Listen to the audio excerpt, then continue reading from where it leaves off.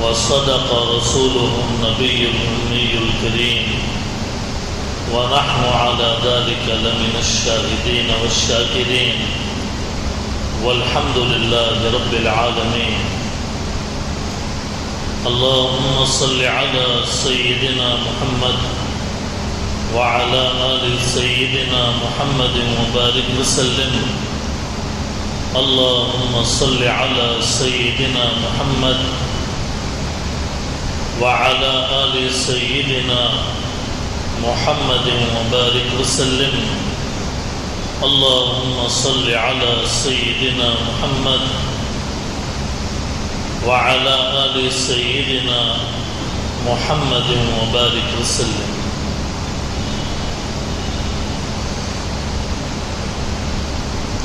حاضرین محترم، سامعین عالی وقار، ادب اور احترام کے لائق معزز بزرگوں،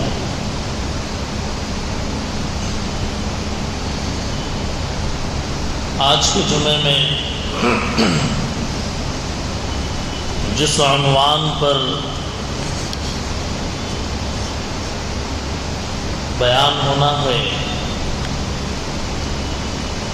مختصر عنوان ہے علامات قیامت.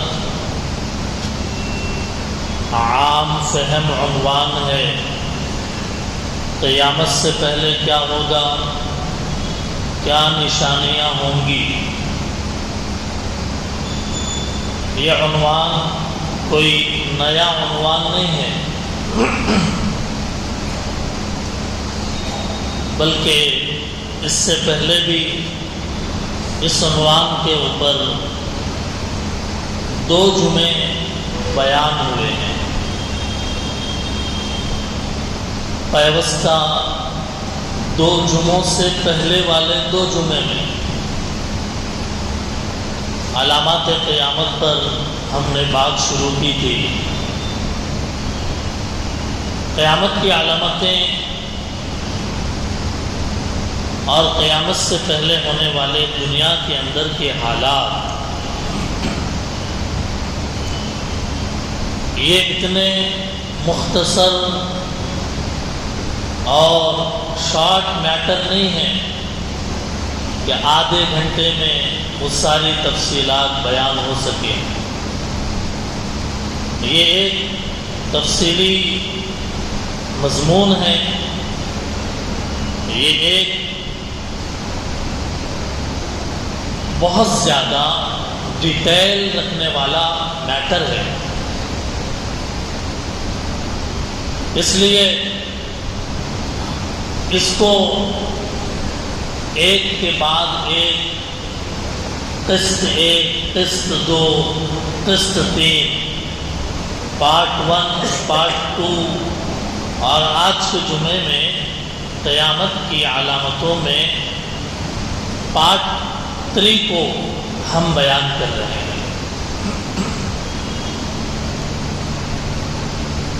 ہمارے بیان کرنے کا مقصد، منشا ہرگز یہ نہیں ہے کہ کوئی حیرت انگیز نیوز آپ کو سنائیں قیامت سے پہلے کی، یا کوئی بنی بنائی سٹوری آپ کے سامنے پیش کریں. منشا یہ ہے محمد الرسول اللہ صلی اللہ علیہ وسلم کے امت کے ہر مرد کو اور ہر عورت کو اپنے دین کے اس شعبے کے بارے میں، اپنے دین کے اس حصے کے بارے میں معلوم ہونا چاہیے کہ ہمارے سرکار نے، ہمارے سردار نے ہم سے بے انتہا محبت کرنے والے نبی صلی اللہ علیہ وسلم نے 1400 سال پہلے کیا باتیں کہی ہے.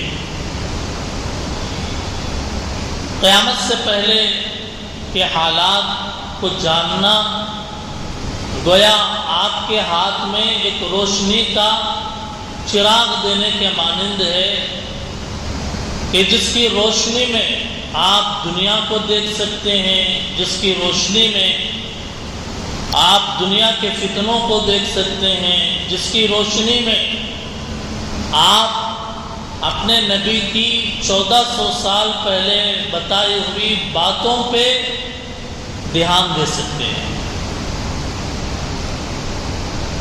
حدیث کی کتابوں میں یہ سبجیکٹ کتاب حدیث کی کتاب کے انڈیکس میں آپ کو کتاب الفتن کے ہیڈنگ کے تحت ملے گا، یا ابواب الفتن کے ہیڈنگ کے تحت ملے گا آپ کو۔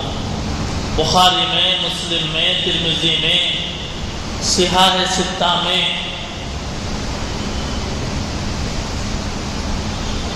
یہ حضور کا احسان ہے ہم پر کہ حضور نے ہمیں صرف نماز پڑھنے کا طریقہ ہی نہیں بتایا، حضور نے صرف ہمیں وضو کرنے کا طریقہ ہی نہیں بتایا، حضور نے ہمیں صرف روزہ رکھنے، حج کرنے، صدقہ خیرات کرنے، بس یہیں تک نہیں بتایا، بلکہ اس سے ہٹ کے ہمارے نبی صلی اللہ علیہ وسلم نے ہمیں کائنات میں ہونے والے واقعات کو بھی ہمارے نبی نے بیان فرمایا۔ کیا ہوگا قیامت آنے سے پہلے دنیا میں، مسلمانوں کی حالات کیا ہوں گے، ان کی زندگی کیا ہوگی، ملک کے حالات کیا ہوں گے، عالمی سطح پر دنیا کے نظام کیا ہوگا، یہ ساری چیزیں ہمارے نبی صلی اللہ علیہ وسلم نے بتایا۔ اس سے پہلے کہ جو 2 جمعے اس عنوان پر بیان ہوا، ہو سکتا ہے کہ آپ میں سے اکثر ان بیانات کے اندر موجود رہے ہوں گے، اور یہ بھی ہو سکتا ہے کہ کسی وجہ سے ان 2 جمعوں کے بیانات سے آپ مستفید نہ ہوئے ہوں گے، اس لیے ان 2 جمعوں کے اندر چند علامتیں بتائی گئی، ان کو میں شارٹلی آپ کے سامنے ذکر کروں گا۔ قیامت کی علامتوں میں ایک علامت یہ بتائی گئی، قیامت سے پہلے لوگوں کے درمیان سخت اختلافات ہوں گے، لڑائیاں، جھگڑے، جماعتوں کی لڑائیاں، تنظیموں کی لڑائیاں، خاندان کی لڑائیاں وغیرہ وغیرہ۔ دوسری علامت یہ بتائی کہ وقت میں برکت نہیں رہے گی، وقت تیزی سے گزرے گا، سال مہینے کے برابر، مہینہ ہفتے کے برابر یوں گزرتے چلے جائیں گے، اوقات میں برکت نظر نہیں آئے گی۔ قیامت کی ایک علامت یہ بتائی گئی کہ قیامت سے پہلے لوگوں کی زندگیوں میں اسلام برائے نام باقی رہے گا، اسلام کے اعمال ان کی زندگی میں ختم ہو جائیں گے۔ آج مسلمانوں کی اکثروں کی زندگی میں اسلام محض Aadhaar, voter I D, government دستاویز کے حد تک باقی ہے۔ بقرعید اور رمضان میں تو الحمدللہ نماز پڑھ رہے ہیں، لیکن دیگر جو اسلام پر عمل کرنے کی باتیں ہیں، قیامت سے پہلے ایسی بے توجہی ہو جائے گی کہ اسلام برائے نام باقی رہے گا۔ اور قرآن کریم بس ان دفتوں اور ان پیپروں میں باقی رہ جائے گا۔ مسلمان قرآن نہیں جانتا، قرآن کو سمجھتا نہیں اور اس پر عمل کرنے کی کوشش نہیں کرتا، یہ بھی قیامت کی علامتوں میں سے ایک علامت ہے۔ قیامت کی علامتوں میں سے ایک علامت یہ بھی بیان کی گئی کہ قیامت سے پہلے مسجدوں میں دنیا کی باتیں، مسجدوں میں دنیا کی باتیں کریں گے لوگ، دنیا کے مذاکرے، تجارت کے مذاکرے، دکانداری کے مشورے وغیرہ وغیرہ دنیا کی باتیں مسجدوں کے اندر ہوں گی۔ حالانکہ مسجد اللہ کا گھر ہے، اللہ کے گھر میں سوائے اللہ کے ذکر کے یا دین کی بات کے کوئی اور بات نہیں ہونی چاہیے۔ دنیوی معاملات کے مشورے یا دنیوی باتیں مسجد میں ہونا انسان کے نیک اعمال کو ختم کر دیتا ہے۔ مسجد میں آ رہے ہیں اس لیے کہ نیکیاں کمائیں گے، لیکن آ کر جب بات کریں گے دنیاوی باتیں تو اس سے ہمارے نیکیاں ختم ہو جائیں گی۔ ایسے ہی قیامت کی ایک علامت یہ بتائی گئی کہ لڑکیاں، اولاد اپنے ماں باپ کی نافرمانی کرے گی۔ یہ وہ علامتیں ہیں جو اس سے پہلے کے 2 جمعوں میں ہم نے بیان کر دی ہے تفصیل سے، رابطے کے لیے اور کنیکٹ رہنے کے لیے ہم نے اس کو برسبیل تذکرہ آپ کے سامنے عرض کیا ہے۔ اب اس سلسلے کو آگے بڑھاتے ہوئے قیامت سے پہلے کے حالات میں ایک حالت کے بارے میں حضور صلی اللہ علیہ وسلم کی ایک حدیث ہے، دارمی میں روایت ہے، حدیث کی کتاب ہے دارمی، اس کے اندر روایت ہے، حضور نے فرمایا کہ سب سے پہلے اس طرح اسلام کو بگاڑنے کی کوشش کی جائے گی کہ لوگ شراب پئیں گے، مسلمان۔ صحابہ نے کہا اللہ کے نبی، مسلمان اور شراب پئیں گے؟ مسلمان ہو کر شراب پئیں گے؟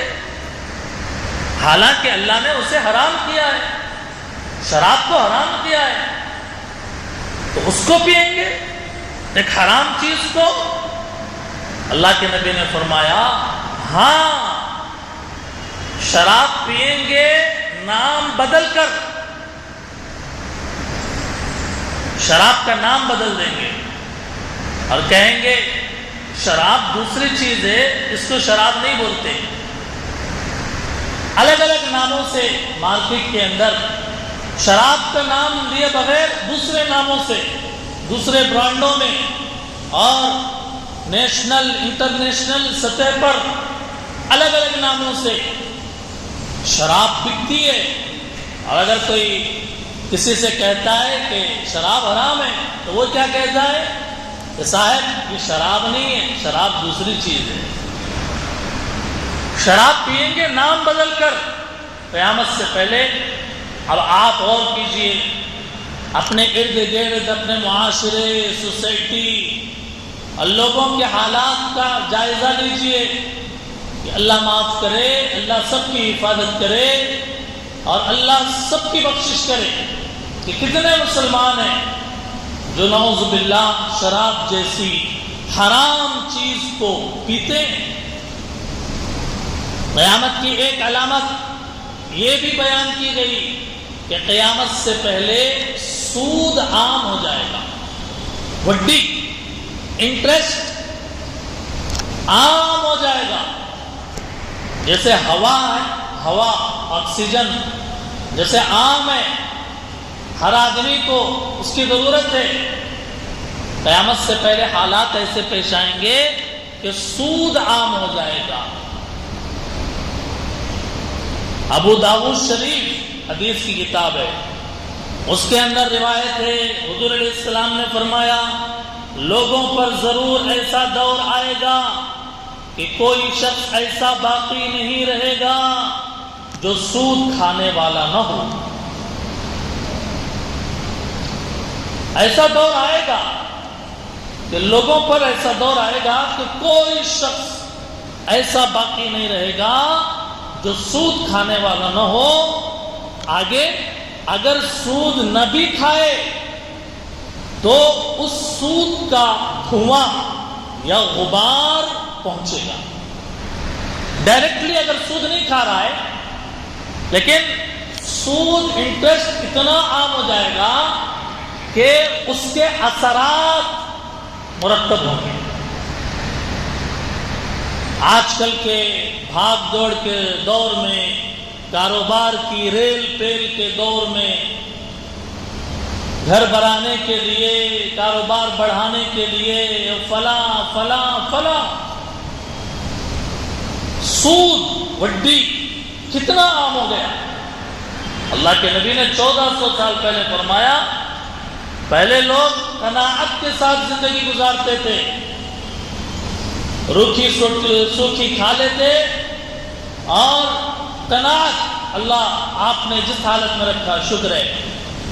بھاگ دوڑ میں، ترقی کی چکر میں، وڈیوں پہ قرضے لے کر، سودی کاروبار کر کے، سودی معاملات اور سودی لین دین کر کے، اللہ کے نبی نے فرمایا ایک زمانہ آئے گا سود عام ہو جائے گا، اور اگر سود سے بھی کوئی بچ جائے تو سود کا دھواں یا غبار، یعنی اس کے اثرات مرتب ہوں گے۔ اس لیے بچنا چاہیے، معمولی گناہ نہیں ہے، بہت خطرناک گناہ ہے۔ 2 سال پہلے سود کے عنوان پر ایک بیان یہیں ہم نے کیا تھا، اس کے اندر تفصیل سے قرآن کی ایک ایک آیت پڑھ کے، ایک ایک حدیث کو سامنے رکھ کر ہم نے وضاحت کی تھی کہ سود لینا دینا، معاملات کرنا حرام ہے، اور معمولی گناہ نہیں ہے، بلکہ اگر کوئی نہیں رکتا، باز نہیں آتا، اللہ نے قرآن میں اس سے جنگ کا اعلان کیا ہے، جنگ کے لیے تیار ہو جاؤ۔ سورہ بقرہ کے اخیر سے پہلے والے رکوع کے اندر ہے فَأْذَنُوا بِحَرْبٍ مِّنَ اللَّهِ وَرَسُولِهِ۔ بہرحال بچنا چاہیے۔ قیامت سے پہلے کے حالات میں ایک حالت یہ ہے کہ لوگ حدیث کا انکار کریں گے،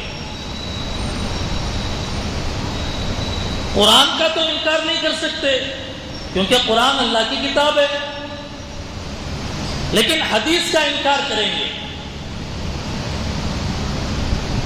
بہت سارے یہ بھی سوچتے ہوں گے کہ حدیث کا انکار کیسے کریں گے۔ سمجھنا چاہیے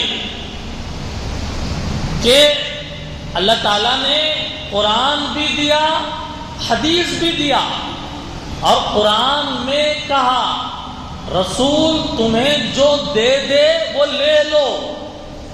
کیا مطلب؟ رسول نے اپنی زبان سے جو کہا، رسول اللہ صلی اللہ علیہ وسلم نے اپنی زبان سے یا اپنے عمل سے جو کیا اس کو قبول کرو، اس کا انکار مت کرو۔ موٹے انداز میں قرآن اللہ کی کتاب، اللہ کا فرمان، اللہ کے ذات سے نکلی ہوئی چیز، حدیث رسول اللہ کا فرمان، رسول اللہ کا قول، رسول اللہ کا عمل۔ یا حضور کے سامنے کوئی کام ہوا اور حضور نے انکار نہیں کیا، خاموش ہو گئے، اس کو حدیث کہتے ہیں۔ قیامت سے پہلے لوگ قرآن کو تو مانیں گے لیکن حدیث کا انکار کریں گے۔ مسلمان ہونے کے لیے جہاں اللہ پر ایمان ضروری ہے وہیں پر محمد الرسول اللہ پر ایمان بھی ضروری ہے صلی اللہ علیہ وسلم۔ اگر کوئی آدمی یہ کہے میں قرآن کو تو مانتا ہوں لیکن حدیث کو نہیں مانتا، حدیث کا انکار کر دے، تو پھر وہ آدمی کیا مسلمان ہو سکتا ہے؟ جیسے کوئی آدمی کہے میں لا الہ الا اللہ تو پڑھتا ہوں لیکن محمد رسول اللہ نہیں پڑھتا، تو کیا آدمی وہ مسلمان ہوگا؟ اللہ کو ماننا، اللہ کی کتاب کو ماننا، رسول کو ماننا، رسول کے حدیثوں کو ماننا ضروری ہے۔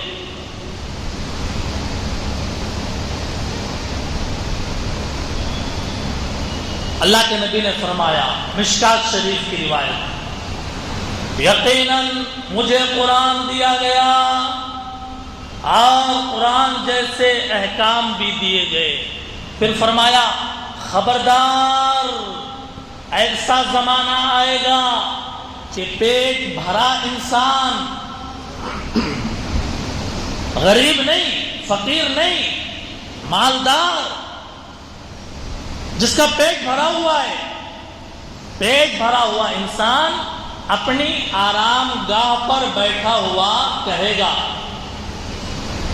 اپنے صوفہ سیٹ پر، اپنے تخت پر بیٹھ کر پیٹ بھرا ہوا انسان کو کہے گا کہ بس تمہیں یہ قرآن کافی ہے، اس میں جو حلال ہے اسے حلال سمجھو اور جسے حرام بتایا گیا اسے حرام سمجھو، یہ قرآن کافی ہے تمہارے لیے. کوئی کہنا یہ چاہے گا قرآن کافی ہے، حدیث کی ضرورت نہیں ہے تمہیں. اللہ کے نبی فرما رہے ایک زمانہ ایسا آئے گا، حالانکہ رسول اللہ صلی اللہ علیہ وسلم کا کسی چیز کو حرام بتانا ایسا ہی ہے جیسا کہ اللہ نے کسی چیز کو حرام کیا ہو. حلال اور حرام وہ ہے جس کو اللہ اور اس کے رسول نے حلال یا حرام بتایا ہو. قرآن کے اندر اگر کوئی چیز حلال بتائی گئی حلال ہے، قرآن کے اندر اگر کوئی چیز حرام بتائی گئی حرام ہے. ایسے ہی حدیث کے اندر اگر کوئی چیز حرام بتائی گئی وہ حرام ہے، اگر کوئی چیز حلال بتائی گئی وہ حلال ہے.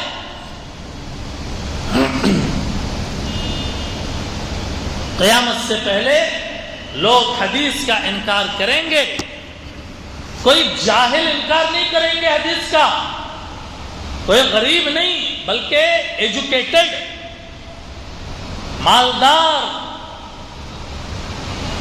جس کو دنیا کی دولت ملی ہوئی ہے، ذرا سا اردو عربی لکھنا پڑھنا آ گیا تو وہ یہ کہیں گے کہ بھائی قرآن ہدایت کے لیے کافی ہے، حدیث کی کوئی ضرورت نہیں ہے، کیونکہ حدیث کے اندر سخت احکام دیے گئے ہیں. یا کہیں گے وہ حدیثیں تو بعد کے لوگوں نے گھڑ لیا، یہ رسول اللہ نے نہیں فرمایا، بعد کے لوگوں نے گھڑ لیا، مولویوں کی ایجاد ہے حدیثیں، یہ کہہ کر انکار کریں گے حدیث کا. قرآن کا انکار آدمی کو کافر بنا دیتا ہے، حدیث کا انکار بھی آدمی کو کافر بناتا ہے. لا الہ الا اللہ کا انکار آدمی کو کافر بناتا ہے تو محمد الرسول اللہ کا انکار بھی آدمی کو کافر بناتا ہے. کچھ لوگ حدیث کا سیدھے انکار نہیں کرتے، بلکہ وہ یہ کہتے ہیں کہ صحیح حدیث کو تو ہم مانتے ہیں اور ضعیف حدیث کو ہم نہیں مانتے، اس کا انکار کرتے ہیں.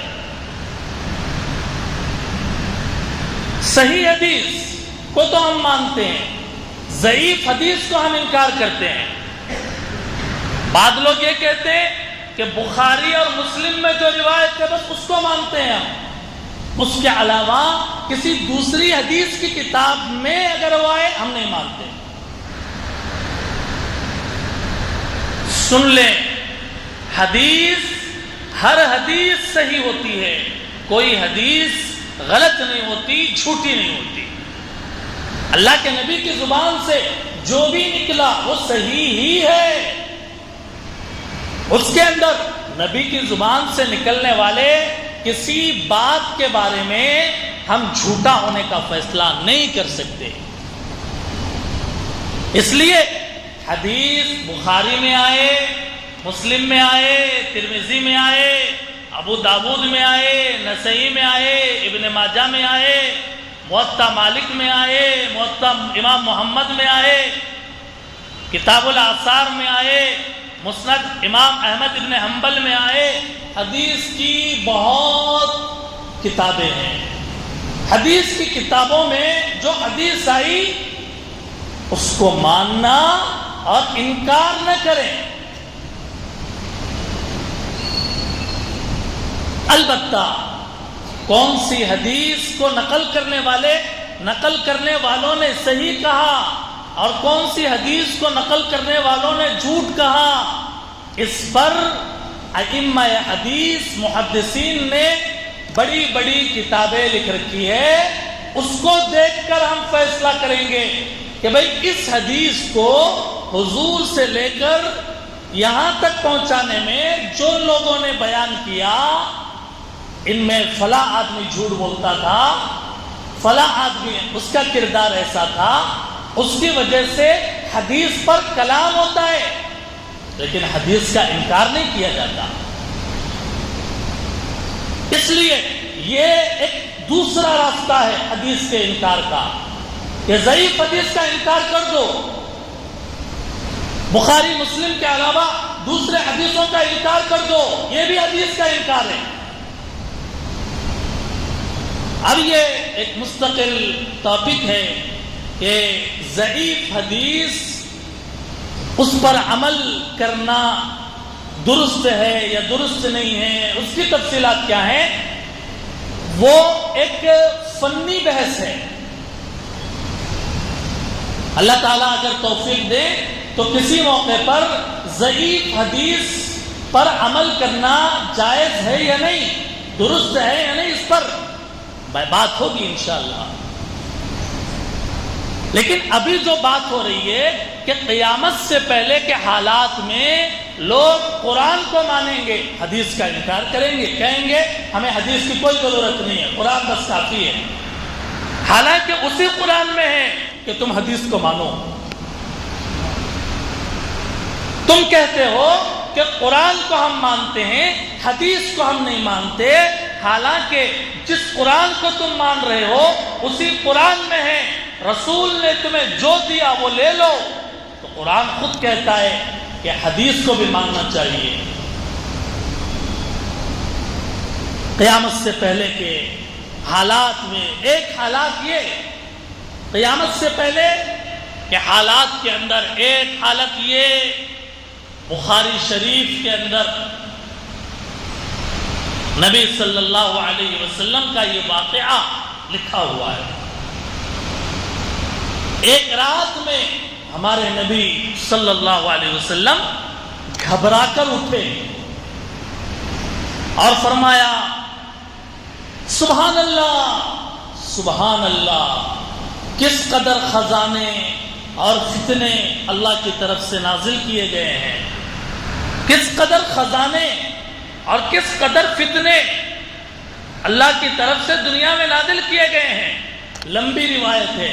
اخیر میں نبی صلی اللہ علیہ وسلم نے فرمایا کتنی ہی عورتیں ہیں جو دنیا کے اندر لباس پہنے ہوئے ہوں گی مگر آخرت میں ننگی ہوں گی. رب کاسیۃ عاریۃ فی الآخرہ، رب کاسیات فی الدنیا عاریات فی الآخرہ. اتنا باریک لباس، اتنا ٹائٹ لباس، ایسا لباس کہ جو سطر کو نہ چھپائے، ایسا لباس جو سطر کو نہ چھپائے، ایسا لباس جو جسم کو چھلکائے، جو بطور فیشن کے پہنا جائے. ظاہر ہے کہ اللہ کے نبی نے فرمایا کپڑے پہننے کے باوجود ننگے، کیونکہ کپڑے پہننے کا مقصد یہ ہوتا ہے کہ آدمی کی سطر چھپے، اس کی سطر ڈھکے. اتنا باریک کپڑا کہ جس سے سطر ظاہر ہو، سطر چھلکے، تو وہ سطر کے مقصد کو پورا نہیں کر رہا ہے. بخاری شریف کی روایت بتا رہی ہے کہ آج جو دنیا کے اندر ہم فلموں، سیریلوں اور طرح طرح کے ویڈیوز کا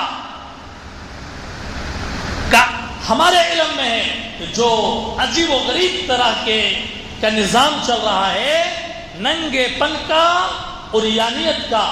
اللہ کے نبی نے 1400 سال پہلے بتایا کہ قیامت سے پہلے کپڑا پہننے کے باوجود عورتیں ننگی ہوں گی.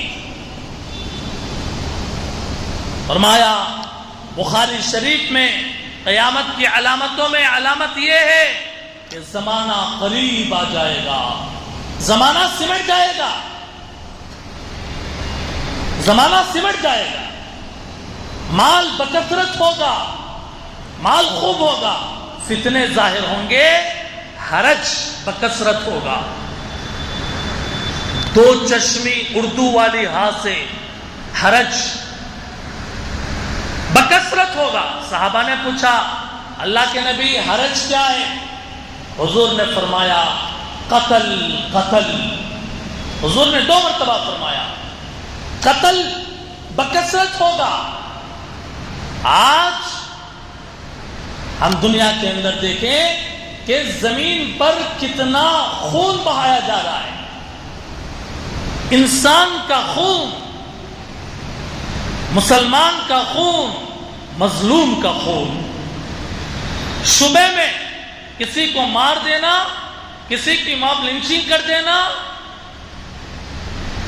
ٹارگٹ کر کے مسلمان کے دکان کو ٹارگٹ کر کے اس پر حملہ کرنا، آج ایک ملک کی بات نہیں، پوری دنیا کے نقشے پہ آپ ایک نظر ڈالیے تو سب سے زیادہ جو چیز ہو رہی ہے زناکاری اور قتل، مرڈر۔ حضور نے فرمایا قیامت سے پہلے یہ قتل و قتال کی گرم بازاری ہوگی۔ قیامت سے پہلے کے حالات بیان کرتے ہوئے اللہ کے نبی نے فرمایا، بخاری شریف کی روایت ہے، لا تقوم الساعہ، قیامت قائم نہیں ہوگی حتی یبعث دجالون کذابون قریب من 30 کلہم یزعم انی رسول اللہ۔ قیامت قائم نہیں ہوگی اس وقت تک، بخاری کی روایت، کہ جب تک کہ دنیا کے اندر 10 بڑے جھوٹے، بڑے دجل کرنے والے دجال اور 30 کے قریب یہ جھوٹ بولنے والے مکار قیامت سے پہلے اٹھیں گے، سبھی کہیں گے میں اللہ کا رسول ہوں، یعنی نبوت کا دعویٰ کریں گے۔ 30 ایسے لعنتی، 30 ایسے مردود دنیا کے اندر پیدا ہوں گے کہ جو یہ دعویٰ کریں گے کہ وہ اللہ کے رسول ہیں، خود وہ دعویٰ کریں گے کہ وہ اللہ کے رسول ہیں، حالانکہ ہمارا ایمان یہ ہے کہ محمد صلی اللہ علیہ وسلم آخری نبی بھی ہیں، آخری رسول بھی، آپ کے بعد کوئی نبی نہیں، آپ کے بعد کوئی رسول نہیں۔ یہ ایمان ہمارا ہے یا نہیں ہے؟ اگر کوئی آدمی یہ کہے میں نبی، یا میرے اندر حضور کی روح آ گئی، کوئی یہ کہے کہ میں یوسف کی روح ہوں، میں سیکنڈ یوسف ہوں، کوئی یہ کہے کہ اللہ تو عرش پر ہے لیکن اللہ نے اپنی شکل اور اپنی روح میرے اندر ڈالی ہے، میں خدا کا اوتار ہوں، یہ سب جھوٹ ہے۔ جو نبی ہونے کا دعویٰ کرے، جو یوسف ہونے کا دعویٰ کرے، جو یہ دعویٰ کرے کہ وہ خدا ہیں، جھوٹ بول رہے ہیں، دین کے نام پر جھوٹ بول رہے ہیں۔ بڑی بڑی پگڑیوں کا ہونا، بڑے بڑے چمکدار لباس کا ہونا، ڈھیر سارے چہرے کا ہونا، یہ اس بات کے لیے کافی نہیں ہے۔ اگر وہ دعویٰ کرتا ہے خدا ہونے کا یا خدا کے اوتار ہونے کا، اگر وہ دعویٰ کرتا ہے محمد ہونے کا، اگر وہ دعویٰ کرتا ہے عیسیٰ ہونے کا، اگر وہ دعویٰ کرتا ہے مہدی ہونے کا، جھوٹا ہے۔ اللہ کے نبی نے بخاری میں فرمایا 30 جھوٹے پیدا ہوں گے، امام مہدی آئیں گے جس وقت آنا ہوگا، حضرت عیسیٰ علیہ السلام آئیں گے جس وقت حضرت عیسیٰ علیہ السلام کو نازل ہونا ہوگا. اس کی تفصیلات ہم انشاءاللہ اور آگے قیامت کی علامتوں میں آگے یاجوج ماجوج کا ذکر آنا ہے، حضرت عیسیٰ علیہ السلام کی تفصیلات آنا ہے، امام مہدی کی تفصیلات آنا ہے. وہاں پر ہم بتائیں گے، آئیڈینٹیفائی کریں گے ہم حدیث کی کتابوں سے. ہم بتائیں گے جو عیسیٰ ہوں گے وہ کون ہوں گے، جو مہدی ہوں گے وہ کون سی شخصیت ہوں گے، حدیثوں کے اندر ان کے کیا ڈیٹیل بیان کیے گئے.